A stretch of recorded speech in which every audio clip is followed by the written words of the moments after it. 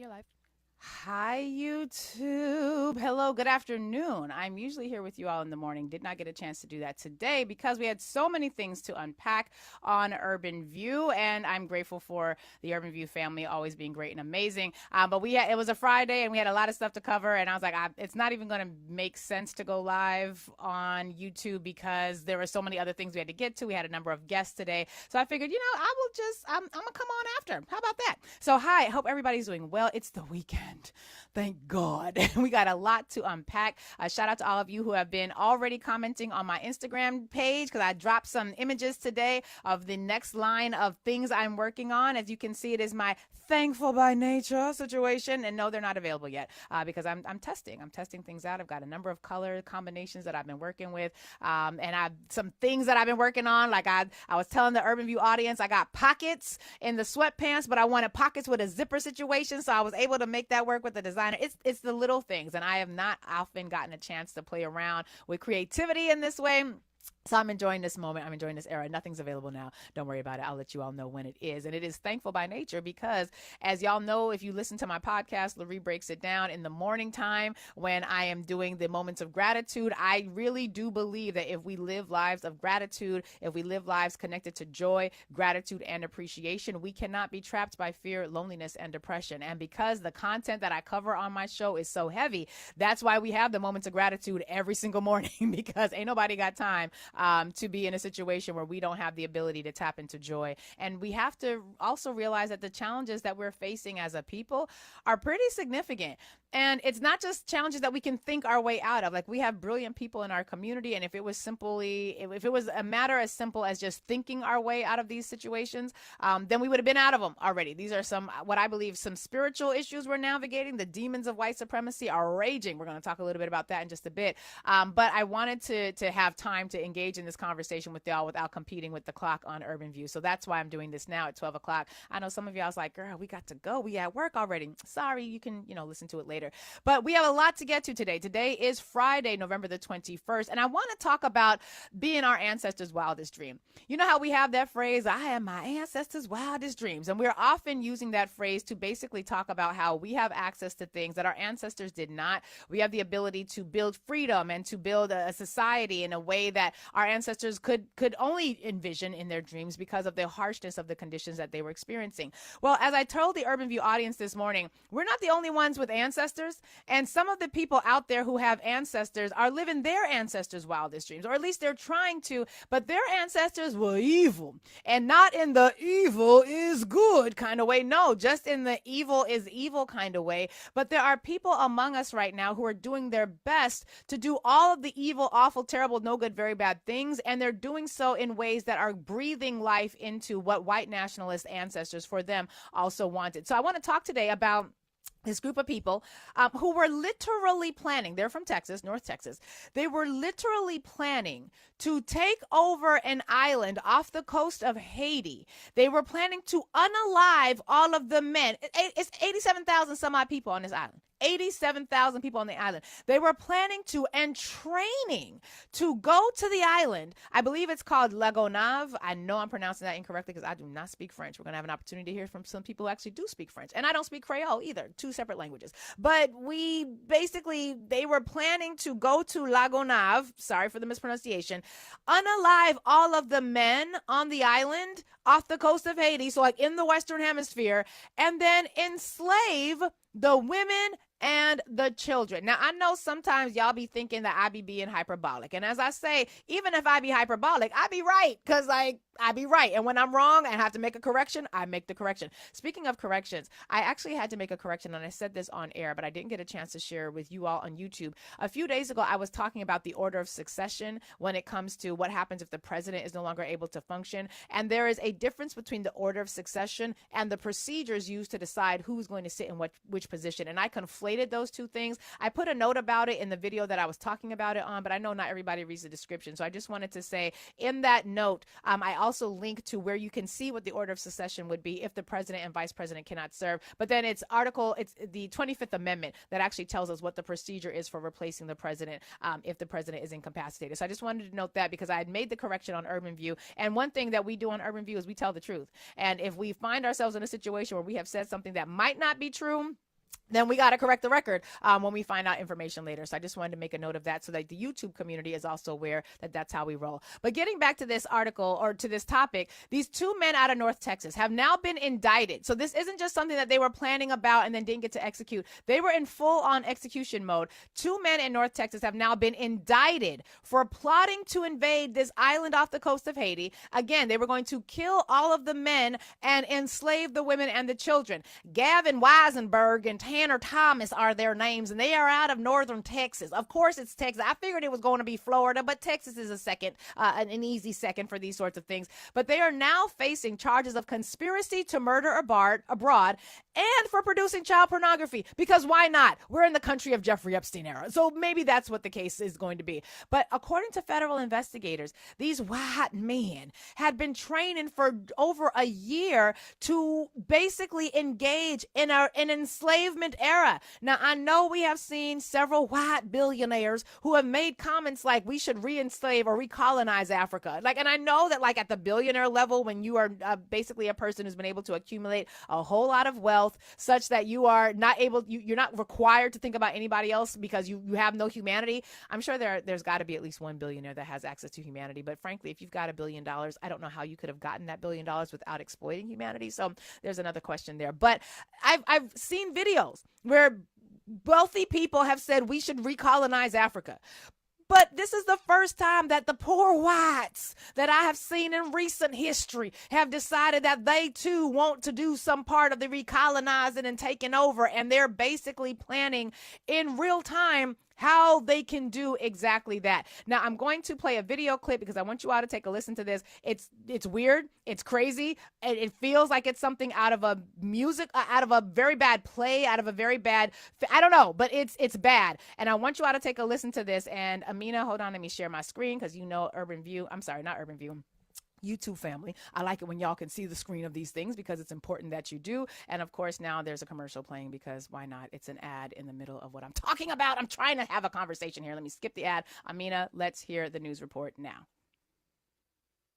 Oops, Amina. A federal grand jury indicted two North Texas men accused of plotting to invade a foreign island, kill the men, and take the women as sex slaves. Prosecutors say one of the men enlisted in the Air Force to get military training he thought he needed. Fox 4's Blake Hansen in our newsroom tonight with these stunning allegations. Blake. Yes, Stephen, Heather, federal prosecutors say the suspects didn't plan to go it alone. In fact, the feds say they plan to recruit people who are homeless in Washington, D.C. to serve on their, quote, expeditionary force and take over a small Haitian island. The grand jury indictment handed up today charges 21-year-old Gavin Weisenberg from Allen and 20-year-old Tanner Thomas from Argyle with conspiracy to murder, maim, or kidnap in a foreign country, as well as a charge of production of child pornography. Record show Weisenberg was booked into the Collin County Jail in July. We've not been able to find a mugshot for Thomas. Prosecutors say he was in the U.S. Air Force at the time. The place they are accused of plotting to invade is called Gonave Island. It is part of the Republic of Haiti. It's not small. In fact, that island has about 87,000 residents. Prosecutors say Weisenberg and Thomas plan to lead that expeditionary force by sailboat to the island, murder the men, take control of the island, and then turn the women into sex slaves, according to prosecutors. The feds say the plan dates back to August of last year. They say Weisenberg enrolled in a Rockwall Fire Academy to learn command and control protocols, but flunked out in February. They say he then traveled to Thailand to learn how to sail, but didn't enroll in the school due to the cost. The feds say Thomas, meanwhile, enlisted in the Air Force in January and in March changed his station assignment from Germany to Maryland to better coordinate the invasion and recruit the homeless population in D.C. We reached out to attorneys listed for Weisenberg and did not hear back. We could not find attorneys listed for Thomas. Prosecutors say they face up to life in prison if convicted on the conspiracy to murder charge. Y'all, like I said, I know sometimes y'all be thinking I be hyperbolic, but these people have visions of slavery grandeur. Like they want to be slavers. And imagine that. Imagine you have descended from people whose greatest accomplishment was destroying other people's culture and enslaving them for life. Like think about the stories that slavers and slave adjacent people tell themselves at the dinner table. You know how at the dinner table you might be having a conversation with your family about, what did you do today? And how was school? And what are you working on? And, how's life for parents and children? Like you might have those sorts of conversations. If you're a white nationalist and you're having white nationalist tinged conversations at home, you're not just going to ask about how was your day. I guess you're going to ask about how was your slaving. I don't know what is happening in white households, but they got to figure something out because they are trying to live their ancestors' wildest dreams. Now, I know we got a lot of white people in the audience. I know this because I'm on SiriusXM and we have a good solid third of our audience that is white. Now, I'd like to think that all of them are part of the righteous whites, but we know that the righteous whites simply do not have enough numbers because if y'all did, then your non-righteous cousins and family and friends would not be able to cause as much havoc as they do. But righteous whites, y'all got to get your people together because I am at the point and have been here for quite some time. And again, this is where people be like, you be losing me because you be so extreme on your views. Baby, I'm going to need y'all to join me in some of the extremities of the views that we're having right now because these are people who were proactively working to re-enslave a whole ass island of people. Now, these are folks coming out of Plano, Texas. Again, it could have been Florida. I thought it was Florida when I first saw the story, but it's definitely Texas. And these people, Gavin Rivers Weisenberg and Tanner Christopher Thomas. I don't know why they don't have a mugshot for Tanner Christopher Thomas. Is he actually arrested? Are we confirmed that he is being held? Or is he out somewhere gallivanting around trying to colonize some other place? But basically, these folks had extensive plans. And just listen to this. They had extensive plans to enact a coup d'etat and basically do what their ancestors had done and take over the island. I mean, it's giving Christopher Columbus. It's giving white people wanting to enslave other people. And they were preparing from August of 2024 until July of 2025, basically where they had bought a boat or they intended to buy a boat. We're going to break that down in just a little bit. And again, kill every man on the island and then overtake the island by force. Now, here's the timeline that they were going through. From July of 24 to May of this year, these mugs were taking Haitian Creole courses. They weren't just coming to enslave. They were coming to enslave, and they did not want language to be a barrier. They were taking Haitian Creole courses. On August 5th of last year, Weisenberg enrolls at the North Texas Fire Academy in Rockwall, Texas, in an effort to gain the skills he was going to need to unalive all the people he planned to unalive and to hold as hostage the black women and children he planned to hold as hostage. By January 7th, Thomas, the other one, is a part of the U.S. Air Force. Now, this might seem surprising to those of you who do not recall that back in, 2006, 2007, we had the Department of Homeland Security that issued a whole ass report that they later retracted because the white nationalists in government didn't like the fact that the secrets was being spilt. But they released a report that said the military, armed services, and police departments all across the country were where white nationalist men's and women's were going to enlist so that they could get firearms training, so that they could get the military style training that they were going to need, not because they wanted to be the spooks that sat by the door, but because they wanted to be the white nationalists who were able to distribute the weapons so that when the race war happens, a race war that they are clearly planning to instigate on their own, they would all be prepared. They would all be prepared. So the man joins in the U.S. Air Force, and then he moves, he requests, and I guess was granted a transfer from his station in Germany. He gets the POS down to Maryland because if he's in Maryland, he can go around recruiting the homeless population of D.C. to be enlisted in the slave revolt or the slave owners' effort to take over the island. Y'all be thinking I be hyperbolic. I be right. Now, there is a quote, I believe it was Muhammad Ali, who talked about the fact that if I'm in a room and there are 1,000 snakes coming at me and 10 of them are not venomous, but the rest of them are, or all of them are venomous, he might have even said it differently. If I'm in a room and there are 1,000 snakes coming at me and only 10 of them are venomous, I don't have time to determine which one of you are dangerous and could kill me versus which ones are not, because there's 1,000 of y'all coming at me. So white people, you just need to know that in this era of you all having too many family and friends friend members who are not getting checked by y'all hard enough, who are asserting their white nationalist dreams, who are living out explicit hostile white nationalism in ways that y'all used to be forced to keep quiet in at home because you feared things like the law and you feared like being prosecuted for being a whole ass racist. Y'all ain't got that fear no more. But we are going to have to look at you, and some of us have already been doing this. Y'all are racist and guilty as fuck until proven otherwise. You are going to have to proactively choose that you are to demonstrate that you are a righteous whiteist, because we have no capacity to be able to trust you, to want to align with you, to want to coalesce with you. Y'all is racist until proven otherwise. Now, it's not our fault that that's how the burden of guilt falls, but y'all get the burden of innocence, right? Or you get the benefit of innocent until proven guilty in y'all's criminal justice system. We don't get that. We are guilty until proven innocent. Y'all get innocent until proven guilty. So in the game of life, in the legal space of life, y'all is racist as fuck until proven otherwise. Argue with your moms, argue with your clan family. You don't argue with us, because we have to keep ourselves safe. But they also go on to talk about the fact these folks weren't even smart. Weisenberg joins in this North Texas Fire Academy because he wants to know how to shoot properly. This boy wasn't even smart enough to stay in the class. He fails out of the training. Another one of them buys tickets to go to Thailand, where they wanted to enroll in a sailing course because they didn't know how to sail a boat. They had all this vision of slaveholding grandeur, didn't know how to sail a boat. So I guess they kind of really were like Christopher Columbus, who also did not know how to sail boats. He did not know how to read maps. That's why he got lost trying to use the maps that North Africans had given him, whatever. That's a conversation for another day. But this man goes all the way to Thailand to enroll in a course on how to sail a boat. But then when he gets there, he can't afford the course because his planning was very racially and slavery inspired, but it wasn't intelligence inspired. He didn't Google the amount of the course before he gets to Thailand. You done bought a ticket to get all the way to Thailand to learn how to sail a boat from America to Haiti, and you couldn't afford the class when you got there? It's giving struggle racism. You're a struggle clans member. The real Klan, they looking at y'all with a whole lot of shame because y'all are embarrassing them in your efforts to be slavers, failing so miserably. But then the reality is that this is sort of where the nation has been leaning. It has been inspiring people to live out their white nationalist dreams. Have you ever wondered why we don't hear anything about the Proud Boys anymore? It's because they're in ICE.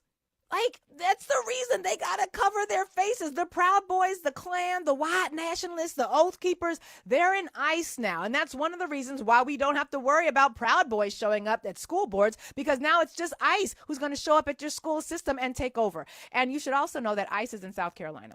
You should know that ICE is in South Carolina because of this lovely sister who's called DJ and Degent the God. I cannot pronounce her name. She goes by Malaysia. Her real name is Malaysia Cooper, but she's DJ ENT the God on Instagram. And she plays the guitar. Guitar is one of my favorite instruments. I love the acoustic guitar. I love electric guitars. And this sister, I found her. She is amazing. And she's really, really good on them strings. But she had some warning for those of you who have seen ICE in your communities. Just know that there's a bunch of ICE members on all the dating apps. And you should just know that if in your community you are seeing dating apps or hookup apps with a flood of white people and light-skinned Latinos and some blacks, because they're blacks and some blacks, you'll see why in just a minute. Just know that there's probably ICE and they're flooding your community and they're on Tinder. They left their Christian wives at home and they're on Tinder so that they can cheat and force Christianity down the throats of people that they're planning to arrest and deport. If you think I'm joking, take a listen to this sister. She sings a song about it. Like to hear it? Here it go. She's amazing. She's dope. And take a listen to her advice for those of you in communities where ICE is now flooding Tinder and other such apps. Take a listen.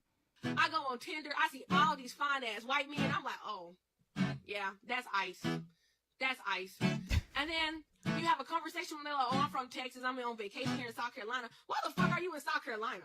Especially Columbia. This ain't no fucking vacation. This ain't no fucking vacation. You are ICE agent. You are ICE agent.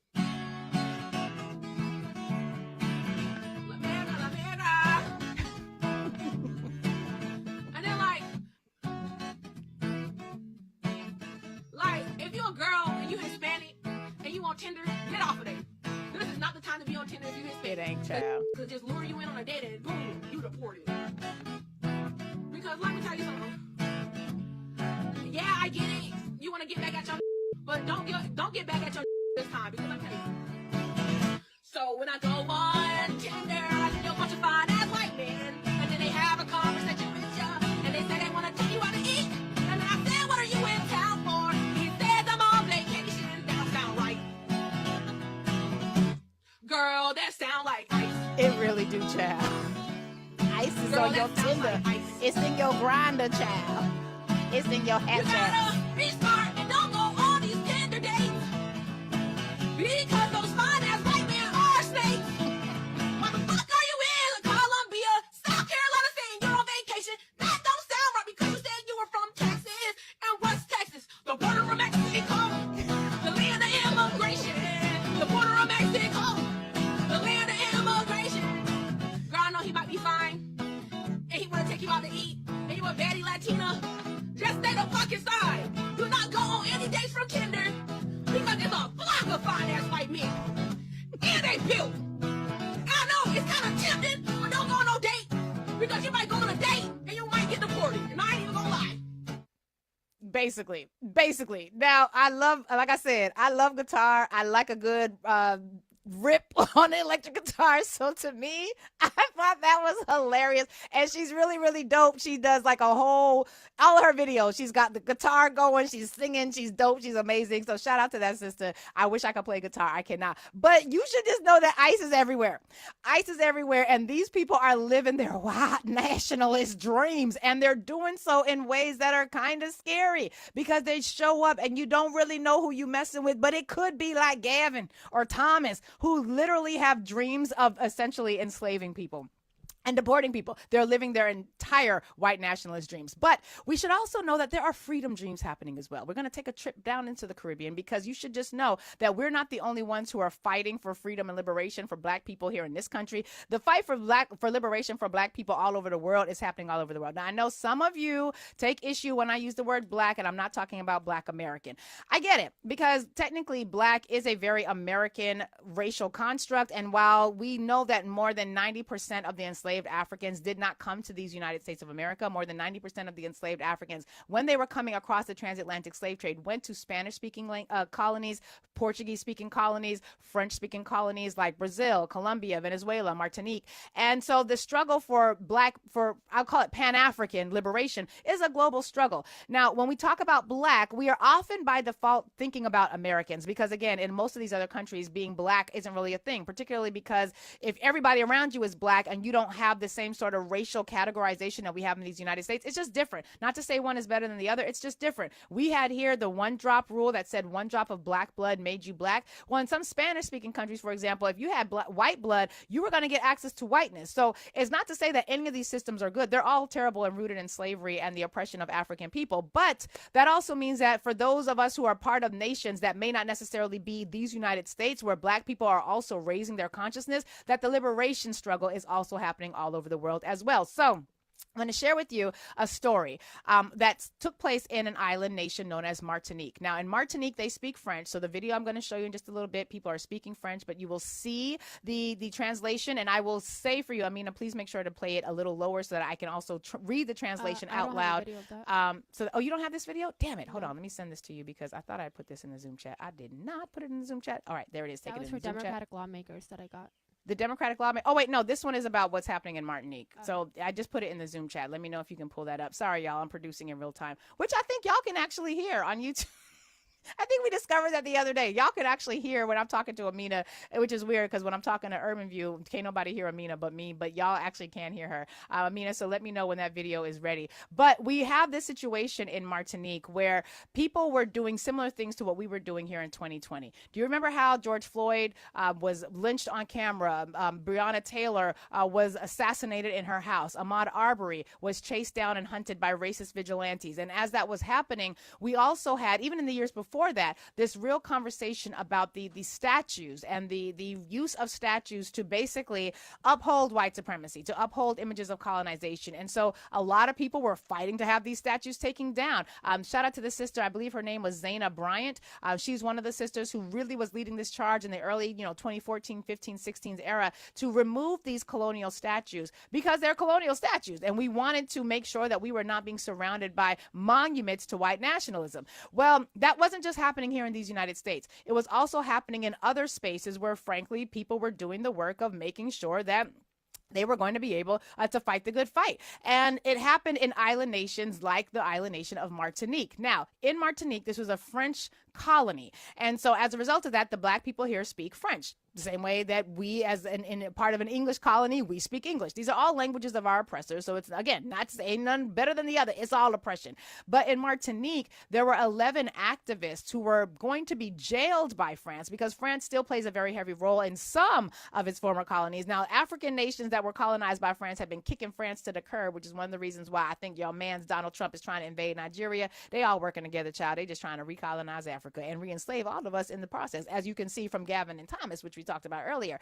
But we also had a situation where in France, they still have enough control over what's happening in some island nations like Martinique that the 11 people who are part of an effort in Martinique to take down these statues, to take down these colonial statues, were also being threatened with some real significant jail time, and they had just concluded their court cases, and you didn't really know how this was going to work out. These people could have been sent to jail for a good length of time, and France was really bringing down the pressure and trying to bring down the hammer. Amina, do we have the video ready?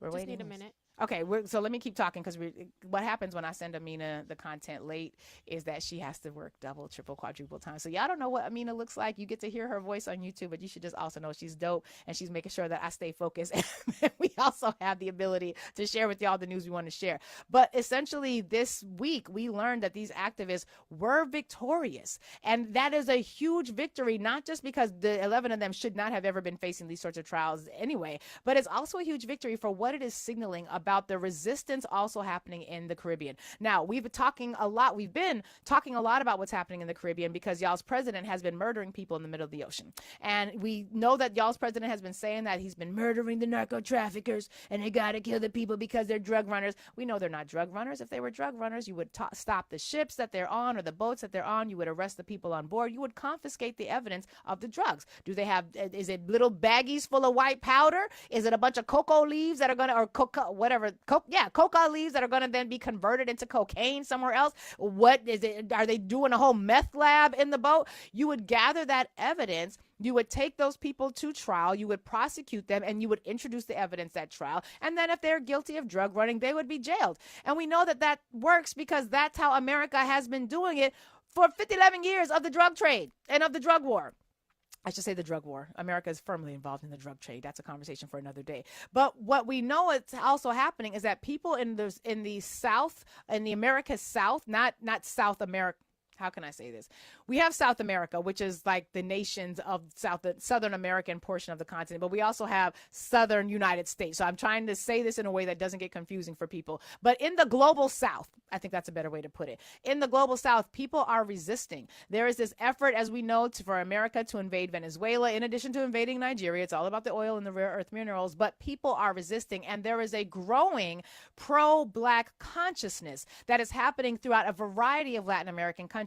Now, some Latin American countries did not struggle with the lack of Black consciousness. I'm looking at Colombia, where people who are living in regions known as El Chocó and other parts who have been always very firmly connected to their Blackness. These were people who lived in highly concentrated slave-prone areas. And you got folks who, as a result of doing labor and work on the Panama Canal, were leaving countries like Jamaica and going into places like Costa Rica and Panama. So we've always had this ability for pro-Blackness to evolve and to grow in these spaces. But it's similar to how we right now in this country are learning how to value our Blackness even more now that white people are kicking us out of all the places and in spaces. Similar things are happening throughout Central, South, and Caribbean America as well. Amina, are we good with the video clip yet? Almost. I just texted you. Really? Still not? That's so weird. We may have to add this to the Computer's taking podcast forever. episode later on tonight. Okay, so it looks like we're not going to be able to show it because it's going to, for some reason, the computer is taking too long. Oh, wait, can I show it on mine and play it on my audio? Yeah, you should be able to. Look at God. Okay, so what we're going to do is I'm going to play it on my computer as opposed to going through this system, and then I'm going to turn it up. I hope this doesn't create a feedback situation. It might not. Are you sure this will work? Because my audio is disconnected, but they'll still pick it up. Yes, we're producing in real time. Yeah, because I have the Zoom mic off, so if you want to connect your audio, you can. Okay. Oh, so I'd have to connect my audio first. Y'all, I'm sorry. We doing this in real time. And that's just what we're going to have to do. Yeah, I mean, when you were playing it before, your audio picked up. I was able to hear you talk. I was able to hear the clip that you were playing before. Okay, so then should I connect to my Zoom audio or I should not connect to my Zoom audio? I have Zoom muted here, but it might do playback on. All right. Well, y'all, y'all get to Well, be a let's part of see. the production process. We gonna see. All right. I'm sharing the video, and I've got my volume turned up. And if y'all can't hear me, what just happened? I don't want to upgrade. Hold on. I don't want to upgrade my laptop. I'm like, wait, I want to try to make this work. Okay, let's see if this will happen, and y'all can hear it. Let's try. On fire right now, and y'all need to know I can hear the it. incredible gangster things that is happening right now. What has happened in Martinique in terms of the activists being cleared for pulling down those colonial statues? Basically, what has happened in Martinique is that the colonizer lost. In a historic landmark case that the entire Caribbean needs to know about, France lost against Martinique activists. It is a huge historic win that we should all know about. What we are doing in the Caribbean, some real gangster affirmative action is happening, and I am so excited, and so should you. So this is one of the activists, and she's saying, let me turn this down a little bit so y'all can hear.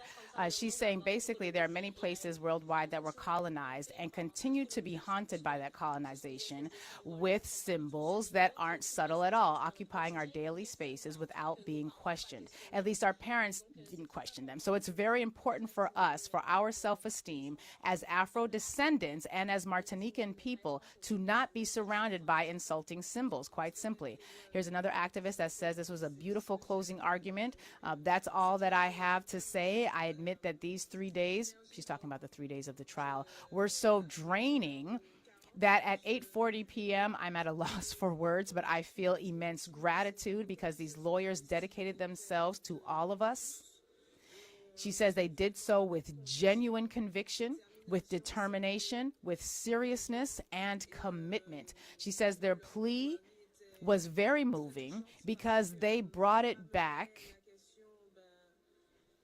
She says they brought it back to the people. There are 11 of us sitting there, but this isn't the trial of these 11 people. It's actually the trial of those who continue to defend crimes against humanity. My God. Another person who says the ancestors have guided us to this point, so we were calm and confident. I still am satisfied because our ancestors accompanied us. And today, she says, there's a rightness in the narrative. Now, I'd like to tell you, she continues, Martinique's politicians, well done, but there's cleaning up yet to do in the towns. There's a lot of cleanup needed and many responsibilities to take on right now, so it's up to you.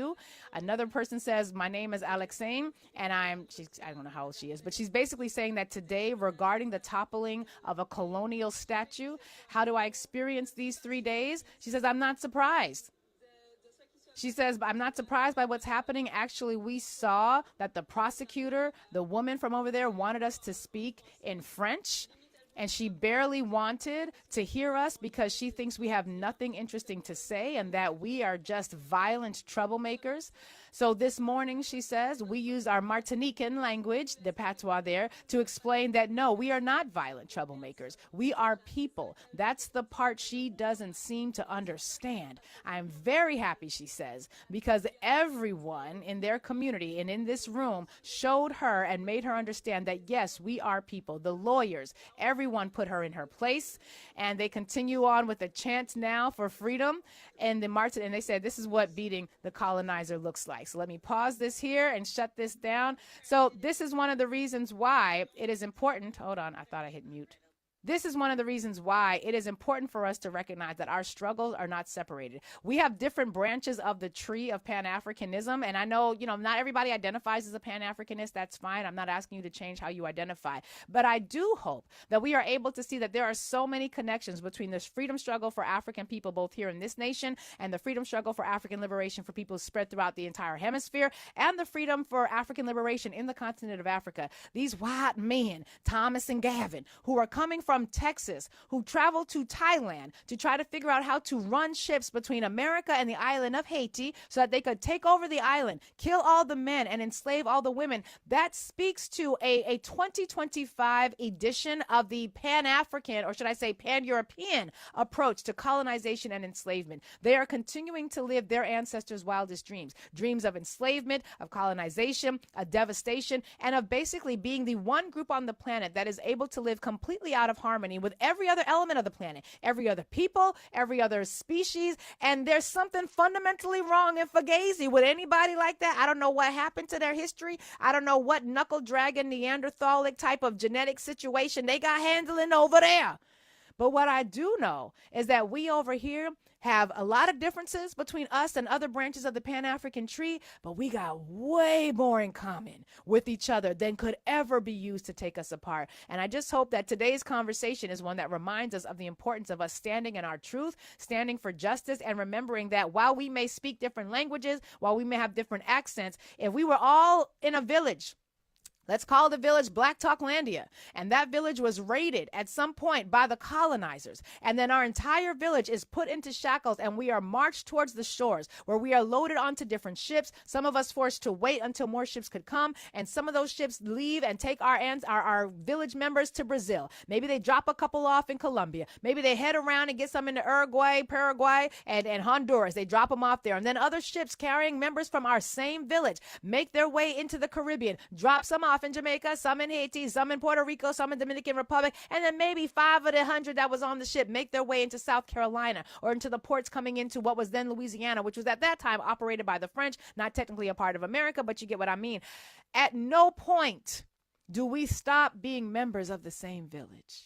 At no point, despite the fact that we have been forcibly dispersed and removed and placed all over the planet, at no point do we stop sharing the same root structure to the tree that is now branched off into other parts of the world. So having said all that, I just ask that you consider this weekend how you can show up not just for African people in your local community, but what would it look like to link our struggles with the people of African heritage and descent in other parts of the world. Do with that information what you will, but just know this, these racist white people, they are definitely committed to living their white racist ancestors' wildest enslaving dreams.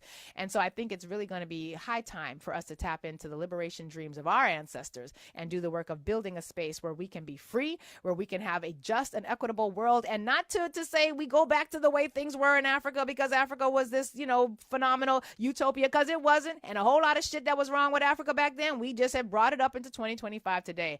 But we've got wisdom, we've got knowledge, we've got the experiences and the guidance of our ancestors to help us reimagine and build a world that is going to be more just and equitable for all of us, so that as Pan-Africans across the globe, we are going to be able to make sure that our needs are met here, y'all's needs is met there, and all of us are fed from the source that is Mother Africa for all of us. We're going to leave it there for now. I appreciate y'all, and every once in a while, I just don't have time to get the lives in during the Urban View show because we got time limitations and constraints there. So I appreciate y'all rocking with us whenever we have to show up at other times of the day, because I know everybody got a lot going on. I love y'all.